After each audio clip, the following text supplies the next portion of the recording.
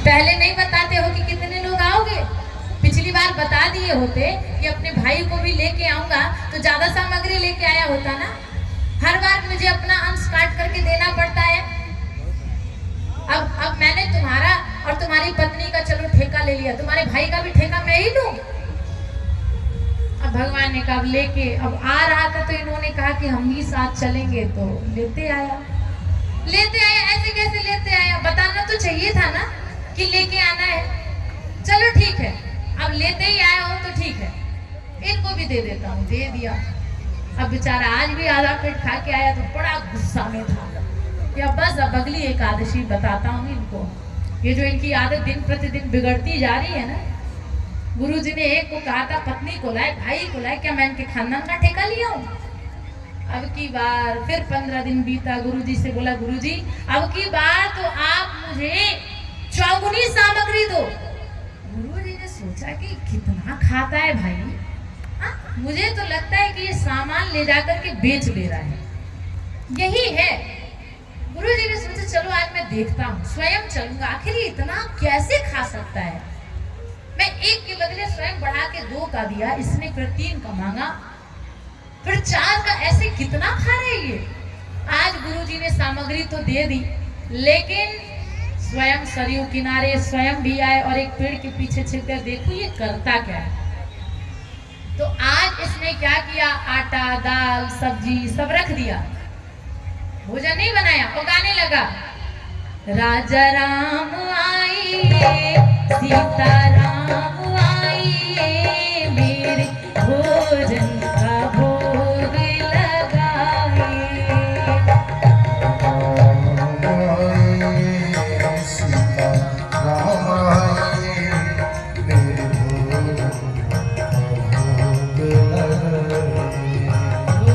सीता राम आइए मेरे भोजन लक्ष्मण सिंह लाए मेरे भोजन का भोग लगाए।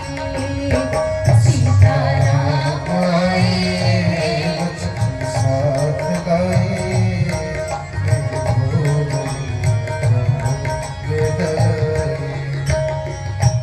आंख बंद किया है और गाए जा रहा है।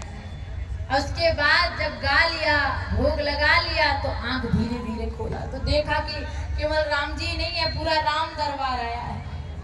सीता जी, राम, लक्ष्मण, भरत, शत्रुघ्न, हनुमान जी। भगवान राम ने कहा कि लाओ प्रसाद दो। कहा मैं जान रहा था कि यही सब करोगे, इसीलिए आज भोजन बनाया ही नहीं, खाओ। राम जी ने कहा जब बनाया नहीं तो बुलाया क्यों?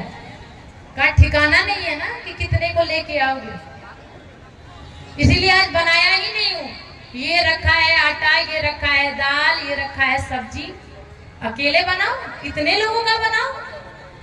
गुरुकुल में तो बनाता नहीं हूँ, यहाँ आके तुम्हारे सारे परिवार का क्या ठेका ले रखा है? बनाओ और मुझे भी पवाओ। राम जी सीता जी की ओर देखने लगे। सीता जी ने कहा जब भगत कह रहा है तो बना देते।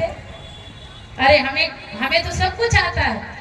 अब लक्ष्मण जी लकड़ी जोड़ करके लाने लगे और हनुमान जी बुआरी लगाने लगे और ये बड़बड़ाए जा रहा है, बोले जा रहा है। गुरु जी सोच रहे ये किससे बड़बड़ा रहा है, क्या कह रहा है, कुछ समझ ना बना रहा है ना कुछ कर रहा है, केवल बड़बड़ा रहा है। भगवान आज स्वयं सीता जी के साथ मिलकर के रसोई बना रहे हैं, तो बोले उस रसोई का स्वाद क्या होगा। स्वयं पाया, भगत को पवाया, भगत ने कहा बहुत बढ़िया बनाए हो, ऐसे ही आके बनाना। अब तो गुरुजी को कुछ न समझ आया तो आए भगत के पास, ये क्या क्या कह रहा है तू, सामग्री धरी है, तू किससे बड़बड़ा रहा है। शिष्य ने कहा गुरुजी देखते नहीं अपने ठाकुर जी का करामत, आपने एक को बोला था पूरे सब परिवार को लेकर के आए, इसीलिए तो आज बनाया ही नहीं हूँ, बनाए लो पवाए लो। गुरुजी सोचते हैं ये बड़ा पागल है, कुछ दिख नहीं रहा है और ये कह रहा है कि सारा परिकर आया है। गुरुजी ने कहा सत्य कह रहा है। गुरुजी मैं आपकी सौगंध खा करके कह रहा हूँ, यहाँ देखिए ये राम जी, ये सीता जी, देखिए हनुमान जी झाड़ू लगा रहे हैं, देखिए लक्ष्मण जी लकड़ी बटोर रहे हैं। गुरुजी रोने लगे। गुरुजी ने कहा हे शिष्य तू धन्य है, तेरी सरलता धन्य है कि तेरी सरलता पे रीझ करके भगवान तुझे आज भोजन पवा शिष्य, अगर तू मेरा सच में शिष्य है तो मुझ पर भी ये अनुग्रह कर दे, मुझ पर भी ये कृपा कर दे, अपने राघव लला से कह दो कि मुझे भी वो दर्शन दे दे। आज शिष्य ने कहा प्रभु कृपा करिए, हे नाथ कृपा करिए, नहीं तो मेरी ये भक्ति, मेरी ये सरलता झूठी हो जाएगी। अगर आपने मेरे गुरु को दर्शन न दिया तो फिर मैं कभी आपको भोजन करवा के न खिलाऊंगा। गुरु जी को दर्शन देना है। ये सुनकर के राम जी ने कहा तेरे गुरु में अभी वो सरलता नहीं है। शिष्य ने कहा पर शिष्य की सरलता तो आई है ना, तो मेरी ही सरलता पर रीझ करके मेरे गुरु को भी दर्शन दे दीजिए। भगवान सब परिवार पूरे परिकर के साथ आज गुरु जी को जब दर्शन दिए, गुरु जी तो धन्य धन्य हो गए। इसीलिए सरल हो जाइए। सरल का अर्थ ही होता है स से सीता, र से राम, ल से लक्ष्मण। जब हमारे जीवन में ज्ञान भक्ति वैराग्य का उदय हो जाएगा तो हमारा जीवन भी सरल हो जाएगा। सरलता का अर्थ ये होता है, बड़े बड़े महात्मा भी सरल नहीं हो पाते। क्यों? अरे हमको कुर्सी नहीं दिया गया बैठने के लिए, किसी ने बोल दिया है बाबा चलो नीचे जाओ, अरे मुझको क्या ऐसा वैसा बाबा समझ रहा है? जज की कुर्सी को ठोकर मार के बाबा बनाओ। तो जज की कुर्सी को तो ठोकर मार दिया, पर यहाँ जो अभिमान की कुर्सी पकड़ करके बैठे वो कहाँ जा रहा है? सरल बनिए। सजनों, गांव की औरतें हैं, बड़ी सरलता है। भगवान श्री राम आज जब चित्रकूट में पहुंचे हैं ना सजनों,